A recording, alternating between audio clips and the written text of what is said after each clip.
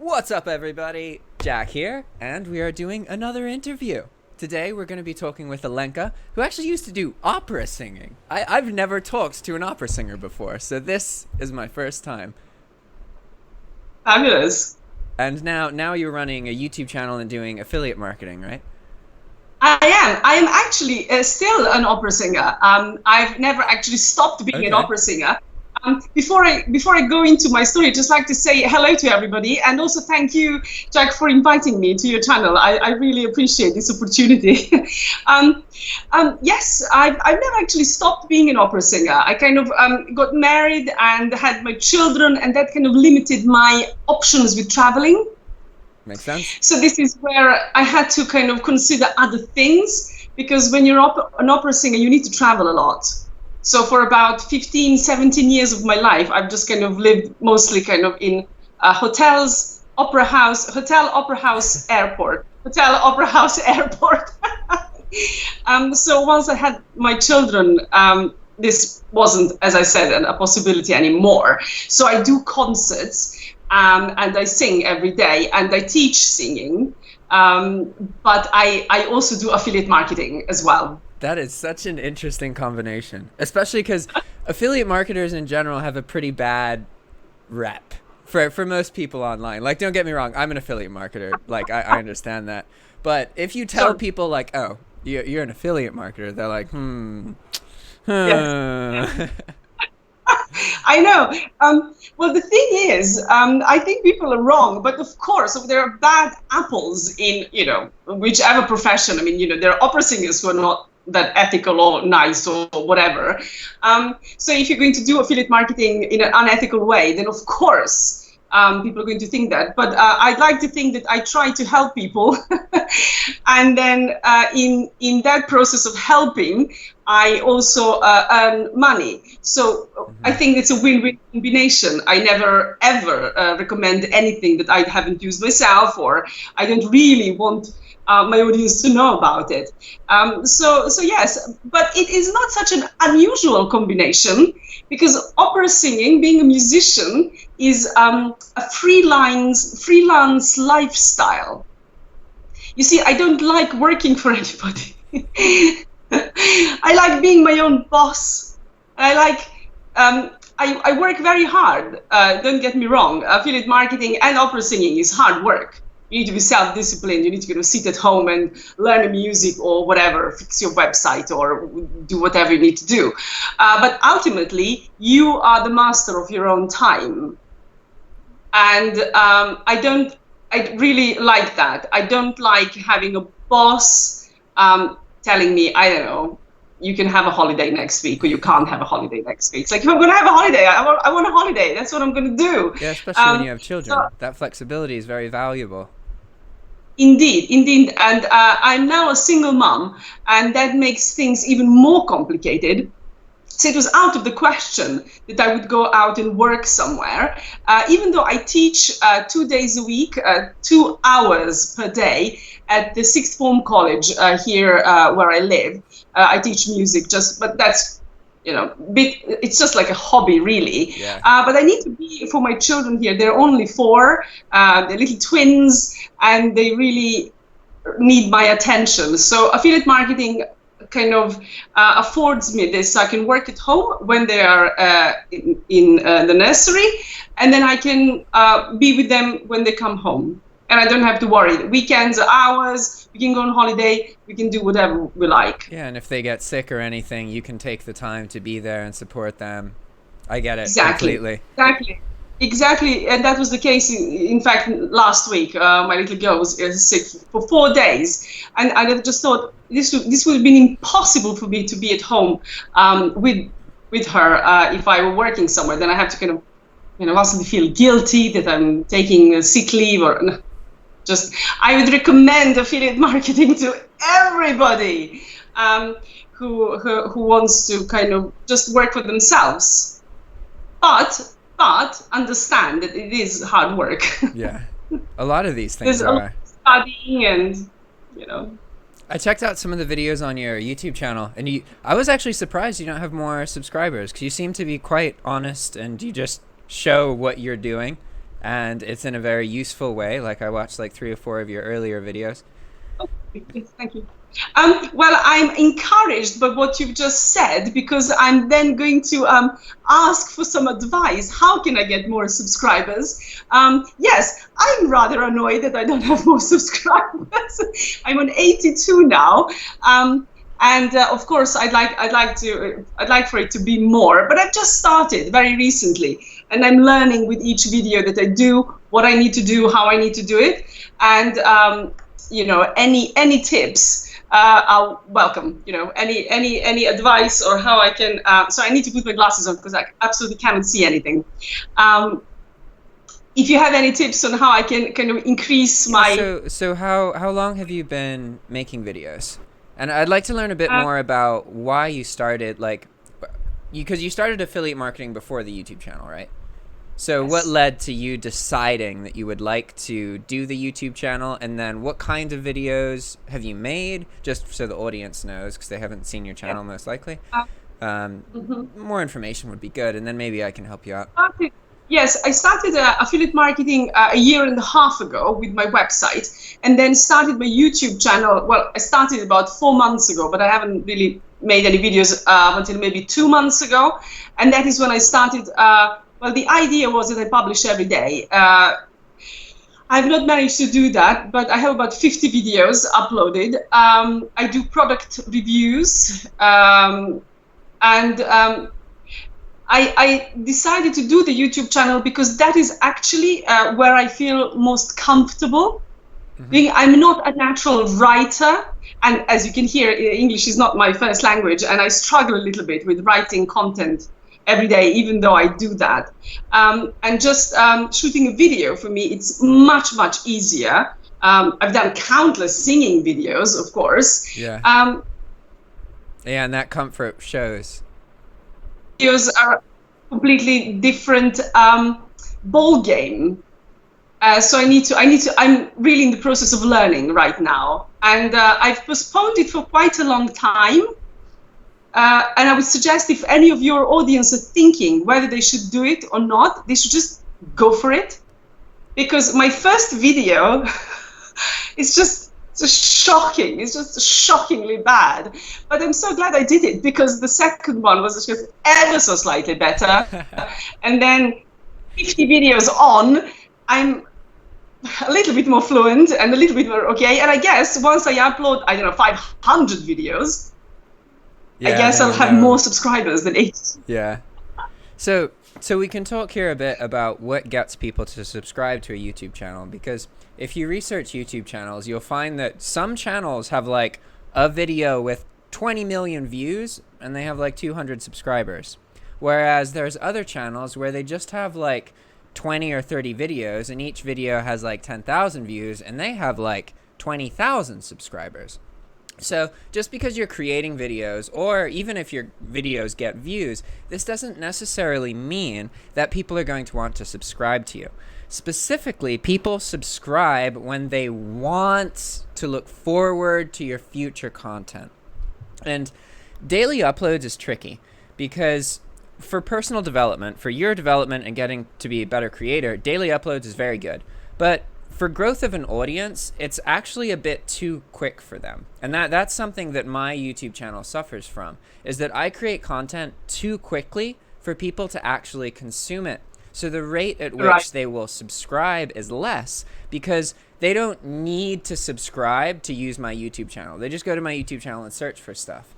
So you kind of need people to have a bit of time, maybe a couple days, where they're waiting, they're wanting that next video, because that is going to increase the viewership rates of the video. So you have to be a bit tricky with how you make content, because I don't know if you're like me, but every YouTuber I've met, whenever we make a video, we're like, I want to post it right now, right now, right now, right now. But really, what works better is to schedule everything out. And so like if you make 3 or 4 videos, you schedule them so that they're posted like 2 or 3 days apart. I recommend people do 2 or 3 videos a week. I actually think that that's better than daily uploads, unless your focus is personal growth. If you're just focused on personal growth and you want to get to like making 500 videos and then you'll figure out exactly what you want to do with your YouTube channel, that's different. But if you're focused on growing the subscriber counts and all these kind of things with your YouTube channel, then you do have to be a bit careful if you're producing too much content. There's a lot of great channels out there that talk about all these concepts, but one of the channels I like to reference is Jerry Banfield. I don't know if you've ever heard of this guy. I haven't, no. No, so he makes courses and does online income stuff, basically. But he produces like 6 videos a day. And it is insane, like absolutely insane. So he's a very obvious example of somebody who produces so much content, his audience cannot keep up with it. And it's quite interesting because his channel has over 200,000 subscribers. But a lot of his videos only get like 60 to 100 views, which is really low for a channel with that many subscribers. However, if he were to just publish a video every couple days, you know, because the reality is we're spoiled. You're spoiled. I'm spoiled. Anybody who works online and has their own schedule is spoiled with their time. Most working people in this world do not have as much time. They don't have that flexibility. So we may think, oh, it's been like 3 days. That's eternity. But for most people, that's not enough time for them to actually watch the content that they want to watch, right? Yes. So there's yes. Oh, sorry. There's one other thing I want to make clear regarding YouTube, and that's that you really do not need to have a big audience to have YouTube kind of change things for you. Like in my case, for example, my life was changed by YouTube at like 2,000 subscribers, which isn't that much. And for reference, YouTube's a long game. A lot of people may make videos for a year and only get 100 subscribers. So if you're already at 87 in 2 months, I know that seems small, but in the beginning, it's really hard to get that traction. But once you start working with more people and doing more collaborations, just like this, you're going to find that you get channel growth faster. So that's my other recommendation for you, is to focus on making videos with other YouTubers as much as you can. That's kind of one of the things that led to my YouTube channel growing, is that there's been 3 YouTubers I've interacted with regularly who are much bigger than my channel. So whenever I did content with them, I got a lot of their subscribers, they got some of mine, and you know. Right. How do you go, if I may ask, how to go about approaching a YouTube a creator who is, you know, a much bigger fish than you, and you know, you don't even know whether they're gonna, you know, read your email. How about approaching them? So it's definitely true what you're hinting at there, that like, say that you have 20,000 subscribers and you reach out to somebody with 1,000, they're almost always going to work with you. Whereas if you have 1,000 and you're trying to work with somebody with like 200,000 or something, maybe they won't work with you that much. But in general, if somebody has between like a couple thousand subscribers and like 10, 15,000, they're probably still new enough into it that they're very willing to work with smaller people. Once you get past like 20, 25, 30,000 subs, people become more kind of complacent and they're less likely to want to work with smaller YouTubers. But it depends on the YouTuber. For example, there's a YouTuber called Reyes, the entrepreneur, and he will work with anybody. Basically, he is very about helping out small YouTubers, and he actually prefers people who have like 20 or 30 subs versus a couple thousand or big YouTube channels, which is very unique for a YouTuber. Most people are not like that. But you can just actually be right now. Yeah. Brilliant. Well, that's great advice. Thank you so much. You touched upon a really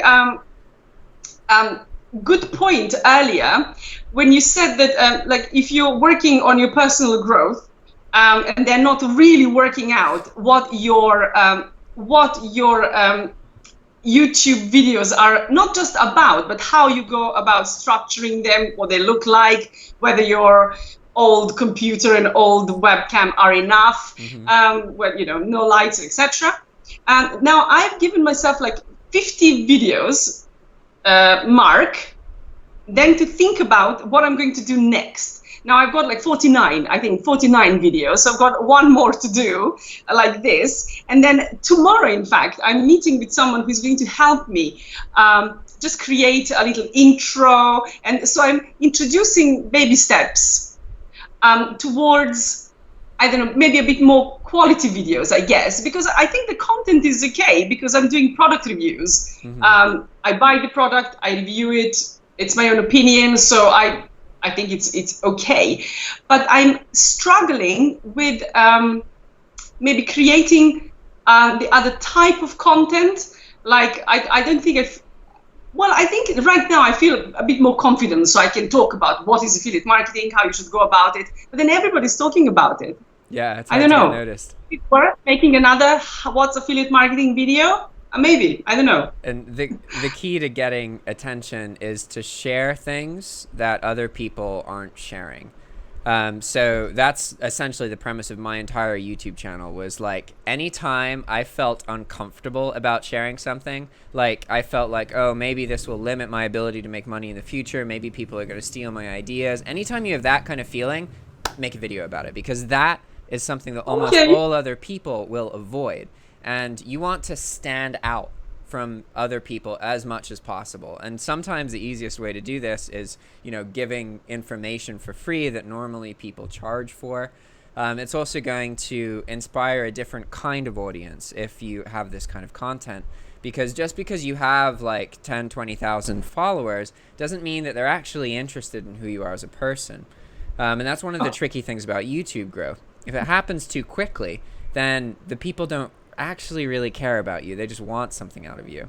Whereas if it happens slowly and more consistently, then they tend to identify more with who you are. And again, depending on what you want, maybe having hundreds of thousands of subscribers is exactly what you want. You don't care if they don't care about you. But it's important to keep these things in mind, especially because when it comes to having a YouTube audience, one of the advantages is that you can have your own products, right? This is what I was getting at earlier when I was talking about changing your life with just a couple thousand subscribers. The key to that, like, you're never going to get enough ad revenue from a couple thousand subscribers to change your life. But if you have your own product, like, for example, in your case, it could be a course about how to use affiliate marketing and how to do that kind of stuff. You usually want some kind of digital product that you have created, so you own. It's your intellectual property. In these situations, if you market it properly to your YouTube audience, then you can make a good amount of money just from a couple thousand loyal followers. And that's kind of the difference, is that if you just instantly get a bunch of people who are just like, you participated in some big YouTube channel and they don't really have that much of a connection to you, when you have a product that you're offering them, they may not actually engage with it that much. Whereas if you have a smaller, much more dedicated audience, they're much more likely to actually engage in the product that you create. Right. May I ask, now that you mentioned about your audience really caring about you, and that is the kind of audience we want really, would you advise that, for example, now that I'm an opera singer and know a bit about my life, would you advise that I maybe talk about my own life in these videos that I do, or do I keep my private life separate? So would anybody be tricky to know that I'm an opera singer?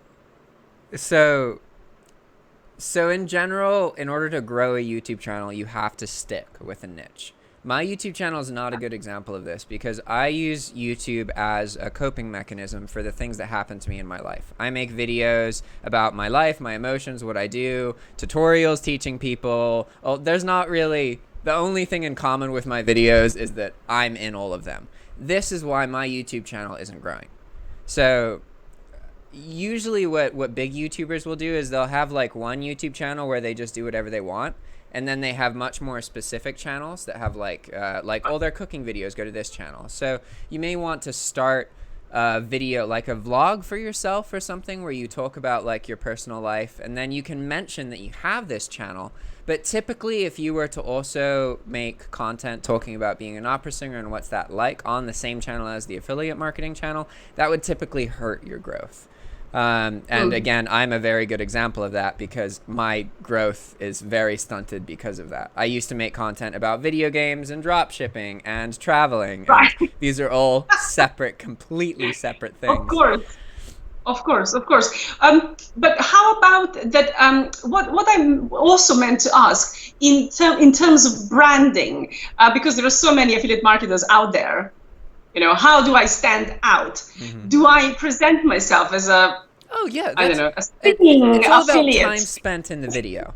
Like, say that you are just referencing that you do opera and you're making that part of your identity, that's completely fine. But if you're spending like 20-30% of your video talking about opera content, then that's not good. But it definitely, if you feel that it helps you kind of identify who you are and what makes you different, then absolutely go for it. Just be careful in the amount of content, like the percentage, if that makes sense. You want to make sure that you're staying relevant to your audience. And also, towards like the middle end of your videos, you can absolutely get away with rambling on about your personal life, because at that point, the only people who are watching are either really interested in you or really interested in the video. Most people lose interest and go away within 2 or 3 minutes. The average view duration on YouTube is about 4 minutes and 20 seconds. And it's relative to the length of the video. People tend to not watch the video. So the same person may watch a 10-minute video for 4 or 5 minutes, but then a 2-minute video for 30 seconds. It tends to just be a portion of the whole video. And this is one of the reasons that YouTube encourages longer videos. Because the reality is, 4 minutes and 20 seconds is the average retention rate of a YouTube watch. But that doesn't mean that YouTube wants you to keep your videos that long. YouTube wants people to watch your videos as much as possible. They really like engagement and high view durations. So one of the easiest ways to increase your view duration is to simply just push your YouTube videos past 10 minutes. You're also going to find that ad revenue wise, you do better this way. And in general, shorter videos are good at getting views, whereas longer videos are better at getting subscribers in general. It's not always that way, but that's pretty typical. Right. So after about 4 minutes, it is safe for me to burst into an aria, into a song. No, sorry. So this is very helpful, actually. So if I wanted to maybe just to make it just a feature of like, oh, that's that blonde girl who's an opera singer. Yes. And, it makes you identifiable. Just like when I was drop shipping, I was I have long hair and I'm a guy, so people are always like, I saw this dude with long hair on YouTube, and that's literally my identity. So yes. So I might start using that. But it's very exciting. I love it. I absolutely love doing these videos. I'm just really delighted that I've had the opportunity to do them. So let's see where I go. I've given myself like a couple of years, because I understand, as you've just said, it's a long game. Nothing's going to happen in 2 months. But I'm already getting some traffic from it to my website, which is encouraging, I guess. Yeah. Some subscribers, my email list as well. So that's also encouraging. And if you keep working on the YouTube channel, then you will have the ideal situation for online income, which is when you have your own traffic and your own product. Because whenever money is earned online, it's always because a product is meeting traffic. When they touch, money is produced. And so this product could be a service, it could be a physical good, it's anything really, anything sellable, right? But so what most people will do is they'll pay to get permission to use someone else's product, and then they'll pay for the traffic. And in doing that, you end up not really earning that much. But when you have your own product and your own traffic, oh, it's perfect. And because you already have all this stuff set up, you're in a good position to benefit from your YouTube channel, even if it doesn't grow super, super fast, because you already have a presence, you already have a website. One word of advice I may give you is to focus on making connections with the people in your audience. And this usually should be more like a lot of YouTubers will say, just, respond to every comment. And that like helps, but really anytime you can have a one-on-one conversation with somebody in your audience, especially like making a video, just like what I'm doing right now, these go a long, long way into developing loyalty in your audience and making yourself stand out from other people. Because most big people forget about the little guys. They just don't care about them. And most people interested in learning something, even affiliate marketing. Okay, this is true for all online incomes. Whenever there's somebody doing it, there are way more people who want to learn how to do it, but haven't actually taken those first steps. That is always the biggest group of people. So what works very well is to try and identify with what these people are feeling and to connect with them and to help them. Identify what problems they have and figure out how you can solve these problems. Ultimately, success on YouTube is about identifying an audience, identifying the problems the audience has, and creating videos that provide solutions to these people.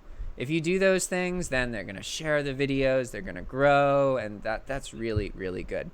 And also, if you've ever considered making a course in the future, I strongly encourage you to just talk about the idea of making a course. Because in my case, I did that for like 5 or 6 months. And I didn't even know what the course would be, but I was saying like, oh, maybe I'll make a course. No, I started working on my course. This is a video from my course, yada, yada, yada. Because then people know about it. And you're actually doing some really good marketing for when you actually launch a product that teaches people something. And in my case, I had like 2,000 something subscribers. And then I launched my course after talking about it for like 6 months on YouTube from the beginning of my YouTube channel, basically. And then I made a mistake on Udemy, but if it wasn't for the mistake, then it would have got $3,000 the first month just from a $20 course on Udemy. And that's all because of the previous discussions. You really want to be talking about this, even if you don't know exactly what it is yet. Just make sure that your audience knows that you want to make a course, and then you'll start getting questions and all these things. Right.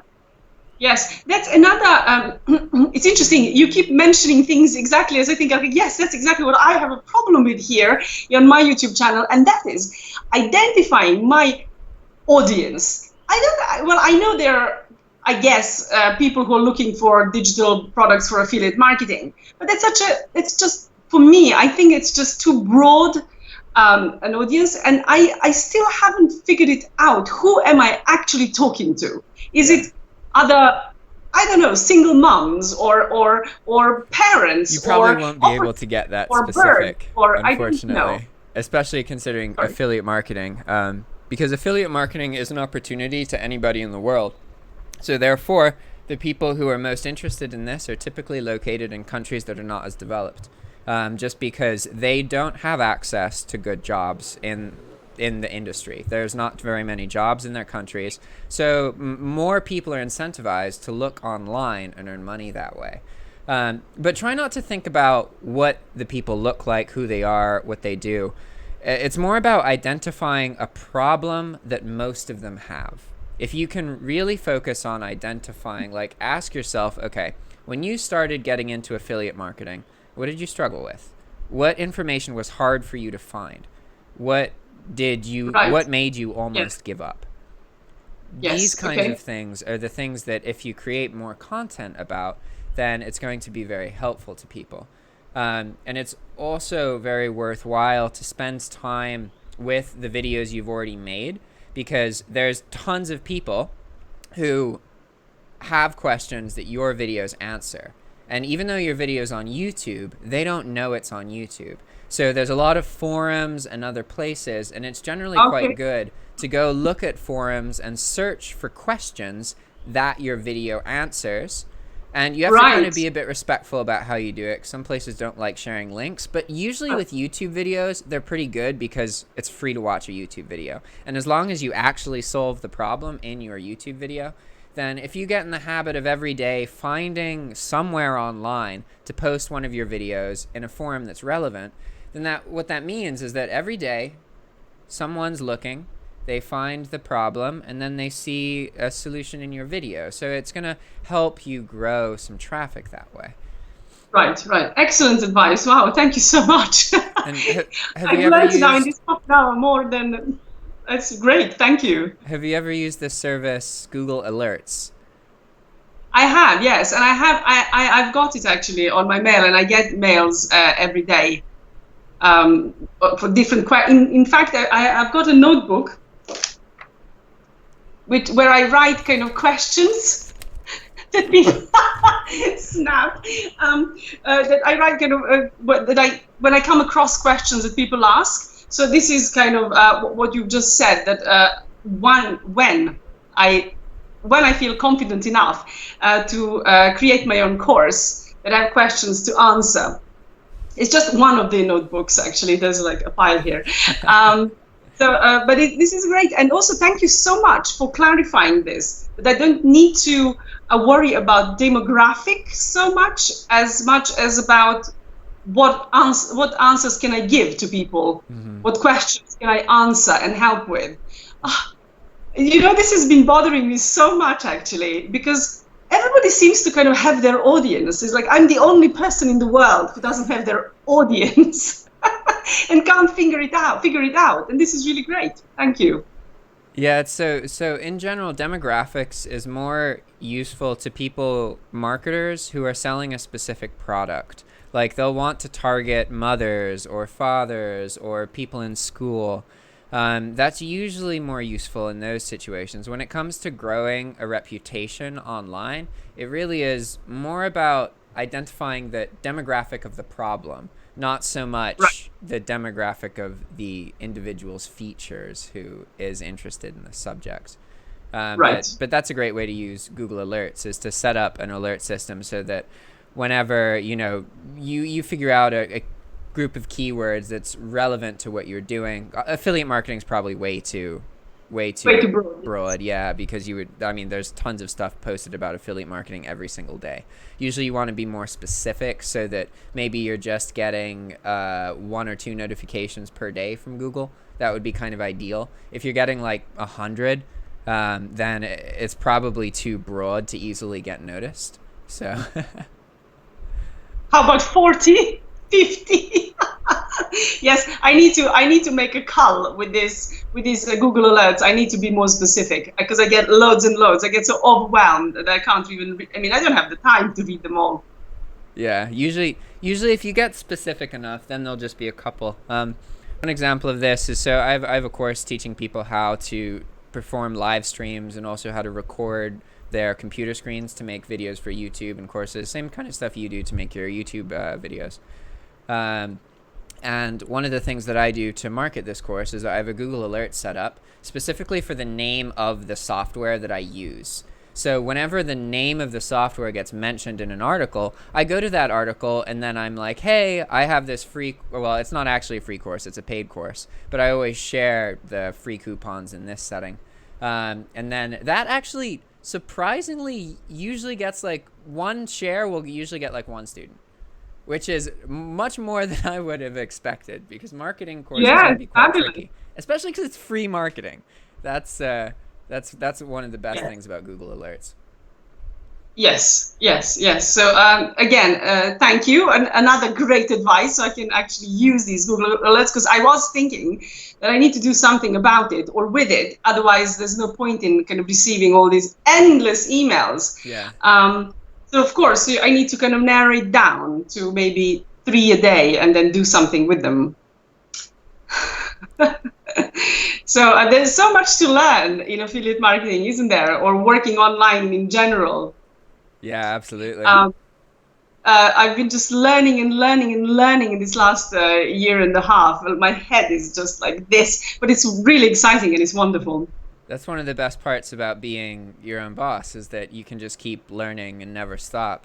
Whereas if you're in a retail job or something like that, like you eventually hit a point where the days become really predictable and really similar. And that, I think, is one of the most, like one of the most common things that stops people from making YouTube channels is that they think that they're not good enough. They think that they aren't charismatic enough, or that they're not confident enough, or that they're not talented enough. But the reality is all of us are really insecure, and we just either face it and get through it, or we don't. And by creating content, you develop yourself. You become more of whatever you are. Like in my case, for example, now I can talk to anybody on video, no matter how big they are. Even in real life, when I meet like famous people, I feel comfortable because I have shown every part of myself and all my emotions and my weakest moments online on YouTube. Whereas in the past, like 5 years ago, I was super introverted, really shy, really nervous, Wow. and I wasn't like that. But people will look at my YouTube channel and they'll think that I can do YouTube because of the way that I am. Hello. Yeah, I lost you for a second there. Right. Sorry. They'll think that I can do YouTube because of the way that I am, but really I can do YouTube because I make YouTube videos, which anybody can do. Absolutely, absolutely. You put it so correctly and beautifully. That's exactly it. That's exactly it. The more you do it,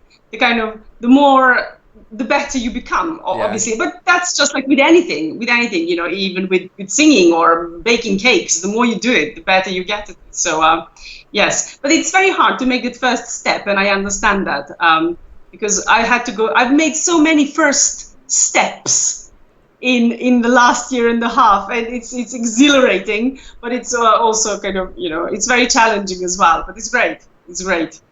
And that's the best way to be, because it's easy to look at like a really big YouTube channel or a big company and want to like be like that. But the reality is, even the most complicated things start simple. Everything is just adding. You don't build a building by just like throwing a building out. You get a brick and you put it down. You get another brick and another brick and another brick. It's a step-by-step process. And if you get too lost in the big picture, it becomes quite easy to convince yourself that, oh no, I can't do that. That's for other people. But really, like, it's almost like you gotta lie to yourself.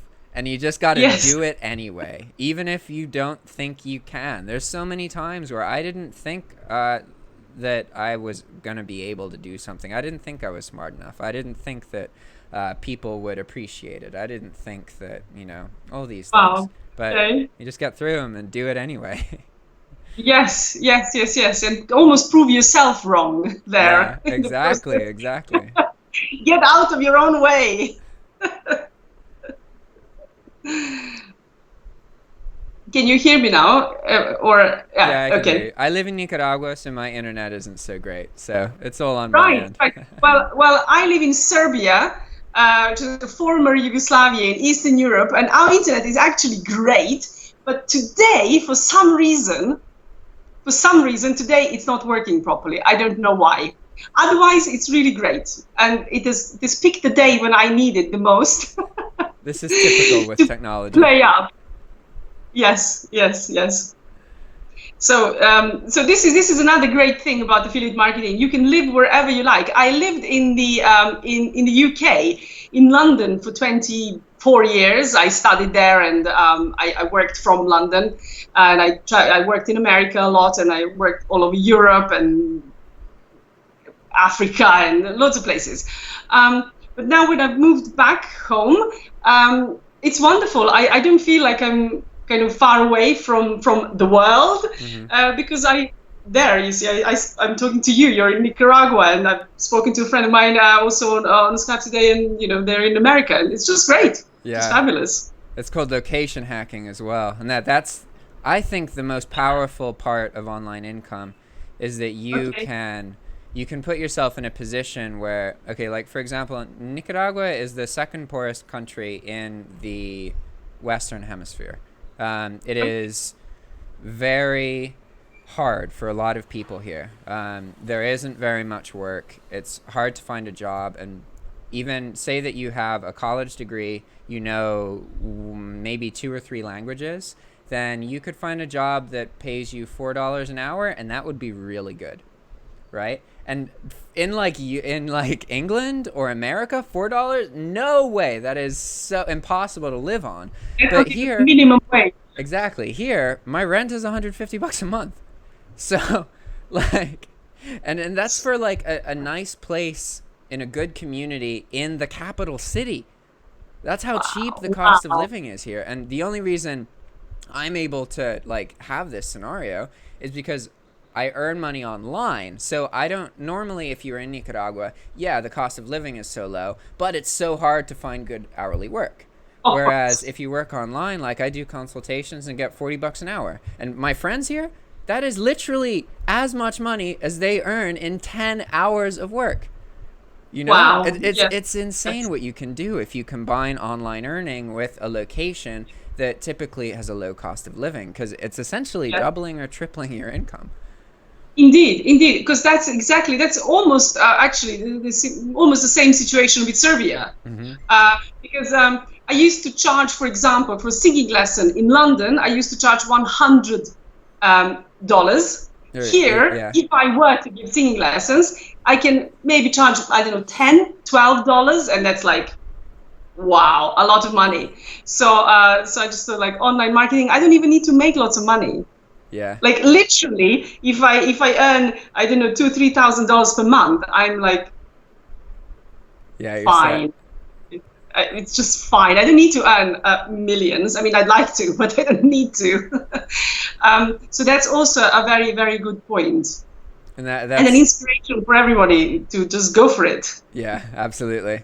And it can be tricky to, like, the reality is one of the reasons this is an opportunity is because most people cannot change their geographical location. Their minds prevent them from realizing that there's a whole world out there because most of us have just been raised in one area. So we think that, oh, that's another country. People are so different there. But the reality is there's the same problems in all the countries. It's just different faces and different cultures. But you have conservative people, you have liberal people, you have judgmental people, you have open-minded people, you have resentment towards government, you have people who are loyal to the government. And that's basically every country in the world. Absolutely. I'm often asked here by my friends, kind of, why don't I go back to the UK and etc. And I live in a very nice little town. It's a very small town, but it's very pretty and it's all very nice. And I say to them that it was just what you just said. Once you start living somewhere, it's fine. You have the same problems. You need to call the plumber when something, leaks. You need to pay your electricity. All of a sudden, you're living a life. So you make sure that you're in the location where you want to be, not because you're used to it. Because I always wanted to live in Florence, in Italy. And then once I had an opportunity, so I moved to Florence 10 years ago. And, it wasn't such a great location. I love visiting it. I love Italy.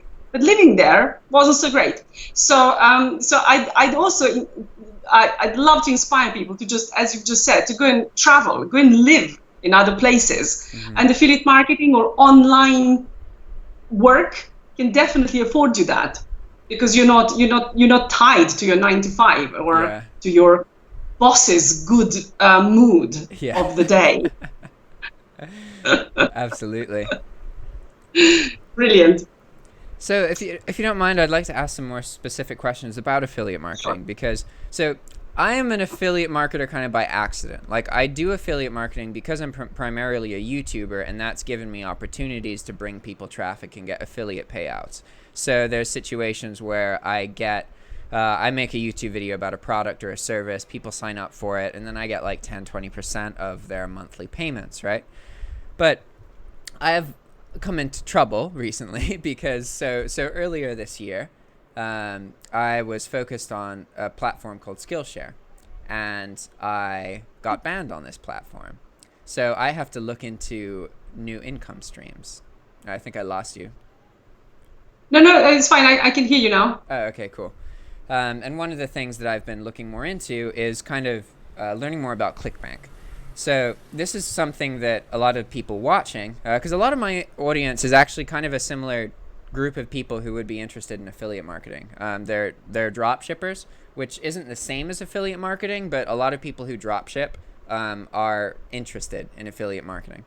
Yes. So one of the first things that an affiliate marketer learns about if you go and learn online is Clickbank. So could you explain in your own words, like what is Clickbank and why is it useful? Why do people use it? Yes. Well, just first of all to say that was exactly my route. I started with dropshipping. I had my store fixed on and done all on Shopify, and then I decided that affiliate marketing was the way for me. I just didn't want to kind of deal with customer service and all that. And the Clickbank is actually the very first place where I signed up as an affiliate. There are many advantages to starting your affiliate journey with the Clickbank, and that is because it's easy to join. You can join from wherever you are in the world.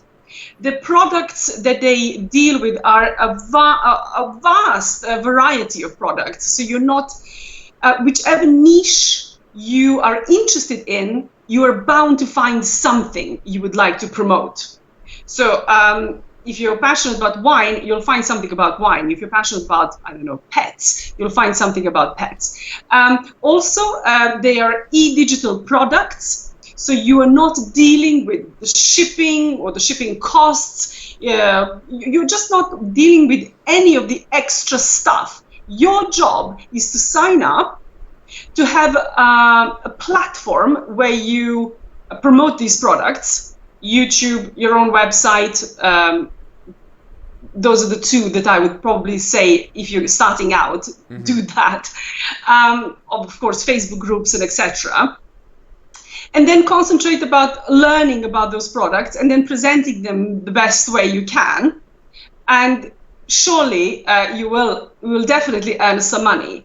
Maybe not at the very start, so don't get discouraged. Like if you pick, I don't know, 5 products and you've made your reviews and etc. and nothing's happening, well, don't worry, because as you've said at the beginning, that you need your traffic first of all. So you need to build up your traffic, and then this is why. But the Clickbank, they pay out on time. They are a trustworthy platform, so people trust buying from Clickbank. They also have a very good money-back guarantee, which people like to know that if they don't like the product, they can get the money back. And generally, products are affordable. So they are not super high ticket. Clickbank is a marketplace of products that you can advertise. So they're all, it's like you don't have to figure out, okay, does this product have an affiliate system? Because if it's on Clickbank, that's why it's on Clickbank, because it does have automated. Gotcha. So that's why it's a starting point, because it's what, like, regardless to what you're interested in, if you love dogs, then you can find dog related stuff. So that makes sense. Absolutely. I also started with Amazon. Amazon is really great to start with as well. All I'll say about Amazon is they have more stringent rules, and they have many, many more rules when you're just starting out. I was surprised I didn't get banned because I didn't really, I'm ashamed to say, I didn't really read all the kind of the terms of them. Yeah. I used to put like prices and take my own, pictures, screenshots, and etc. You're not allowed to do that. So if you're starting out with Amazon, and that's really great. Just make sure you know all the rules. That's all. They're easy to follow as well. You just need to kind of just stick to those rules. But as you've just said, Clickbank, I love it because everything is just automated. Everything is done for you. It's just wonderful. I really like it, actually. Yeah, it sounds really ideal.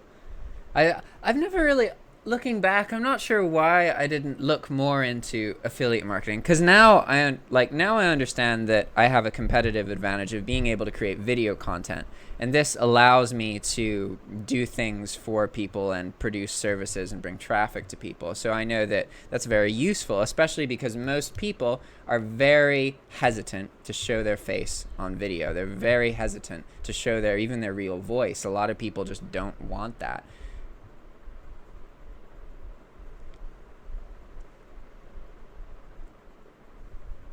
Oh, my internet this time. Sorry, guys. Oh, we're back. Hello. Yeah, that was my internet just cut out. I apologize. That's okay.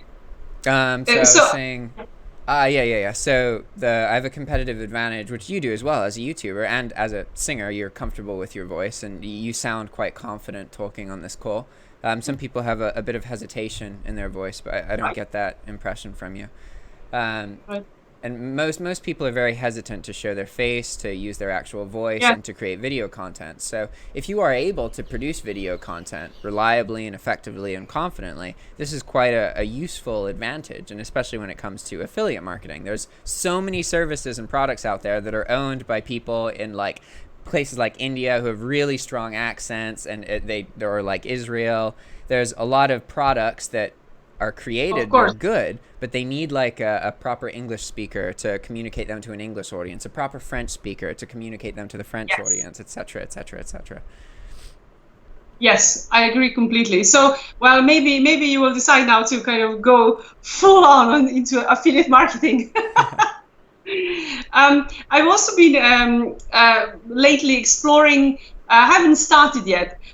Maybe doing the affiliate marketing with the higher ticket offers, and that's, I think, the next step. I wouldn't maybe recommend it to someone who's just starting out. I think if you're just starting out, do Clickbank, do Amazon, do really well, and then maybe go on to the higher ticket offers. But I think that will also come with kind of, as my confidence grows, obviously, because that is also really a great way of making money. I guess you don't need to make so many sales. Yeah. But you do get quite a large chunk out of the high ticket offer, which is not too bad. Yeah, 10 or 5% of $100 is way better than 10% of $10. So tell us more a bit can you give some examples of what would a high ticket example be? I'm assuming that means like the sale price is higher than the others. Like for example, I'm right now promoting one product from Clickbank, and it's, I think, about $75. So that is just an affordable price. It's got some upsells, but it's not very expensive. The program that I'm looking into now is $2,500, and then it has upsells to, I think, about $25,000 or even $30,000. It's a house here. That is a lot of money. So I'm learning about it right now. I'm learning about it. I'm going through the training to see if I actually believe in the product, you see, because there is just no way. I mean, this is one thing that I've learned about. Well, I knew this about myself anyway, but I've just confirmed it. There is just no way I can promote something that I don't really truly really feel that it's really great. That I just can't. You got to be able to talk enthusiastically about it and feel like you're actually giving somebody something valuable. These things are important. Exactly. And it's really, there is no need to compromise yourself really in that way. Because if you have one $2,500 product that you don't really think it's that good, why promote that? Just find another one. Yeah. If you are fixed on a higher ticket product, then just find another one that you're really passionate about. In fact, that's exactly what happened to me last month, because I went through the training for one product that shall remain nameless, and by the end of the training, I just thought, this is just tricking people into buying it. This is not giving anything of value. I mean, they have some really cool phrases and cool stuff you can say, but actually it's just nothing. And I'm afraid I pulled out. I just thought I just didn't like it. Yeah. So I waited for another month. Now I've started looking into this other one. I'll see if I like it, I'll promote it. If no, then I'll just wait for the next one. Perhaps this is the difference we referenced earlier between affiliate marketers with integrity and without integrity. Yes. And also, you see, for example, I love being an opera singer, and I love being an affiliate marketer. I just love it. It's just so fun, and there's just so much to learn and to do, and lovely people to meet. So if I don't enjoy it all the way through, I'm just not going to do it. So I'm prepared to work a lot harder than someone, no offense, but someone who goes to work in an office from 9 to 5, that's it. I work from 9 to 5, I put my kids to sleep, and then I go and I work till 2 o'clock in the morning, because there's a lot of work. You have the passion for it. Exactly. So I'm prepared to be really hardworking and put in my work and not watch television and don't go out and etc. But in exchange, I need to love it. Otherwise, I'm just not going to bother. Yeah, you know, I'm going to be a music teacher. You know, I'll be an opera singer. You know, that's fine. Yeah. And if you love the work, then it's almost like playing, not work, you know? Like, if you really enjoy it, it doesn't feel like work. It's not like you're slaving away for someone else and you're not interested. It's like, oh, I want to do this. I want to fix this problem. How can I fix this problem better? Oh, I could do this or this or this, you know? That flexibility, Yes. that is quite important. Yes, yes, yes. I'm really surprised actually that I love it so much, because music has been my life. And I just, you know, I like other things, but this was like the only thing that I really, really loved so much. I couldn't imagine I would find another profession that I love as much. And I tell you, this online work is just fabulous. It's just fabulous. Yeah, I completely agree, especially about YouTube. YouTube is like, I always, I'll tell myself, oh, I'm not going to make a video for a week or like 2 weeks. I'm going to take some time away. And then I make like 5 videos the next day. And it's like, I don't think I could actually stop making YouTube videos. Like, it's just part of my existence. It's part of how I interact with the world around me. But so we're getting to the end of the call. And now I would like you to share if somebody's watching this and they're interested in what you're talking about, what can they expect from your YouTube channel? How can they get in touch with you? This kind of stuff. Feel free to do, like, you know, promote yourself. Right. Well, my YouTube channel is about affiliate marketing, where I give tips on how to start your own affiliate marketing business online. Just really kind of clear steps to how you can become an affiliate marketer. And that is one part of my channel. The other part of my channel is where I review different products that you might want to use or promote yourself, or buy yourself and check out, and once you're an affiliate marketer, maybe promote this as well. So those are the two things. Now I'm adding the third thing, and that is how to start your YouTube channel, but not for those who are already kind of in the YouTube game, but this is just for the absolute beginners, like I was a few months ago, who are not feeling brave enough to start. Which is most so people. I just, which is most people, exactly. So in fact, I am kind of, I've written out the outline of my course. I really have. But it is really just for the absolute beginners. For example, it's for the first 50 videos. For those first 50 that you will kind of not want to watch again, but you must go through. So that's the next installment on my channel, and I hope to see you all there. And thank you so much if you do subscribe. And so if you guys are interested, look in the description. There's a link to Alenka's channel. And it was a real pleasure talking to you. I'd love to talk to you again. You're always welcome to set up a call. The way this link works is literally anybody can just go to the link and set up a time, pick a subject, and I will call them. As long as I can record it and publish it on my YouTube channel, it's free. If people want like a private consultation, then it costs $40 an hour or $20 per 30 minutes. Brilliant. Well, thank you so much for this opportunity. I'm so glad that I saw I think I saw this on Facebook, and I just have jumped at the opportunity. So if any of your audience are watching now thinking, oh, should I do it? It's really easy. Just click on the link, and it's you can set it up in 2 minutes. So I'm really pleased now. And thank you so much for your time and for your good advice. No worries. It's always a pleasure. Okay. Ciao. All right then. Bye. See you. Bye.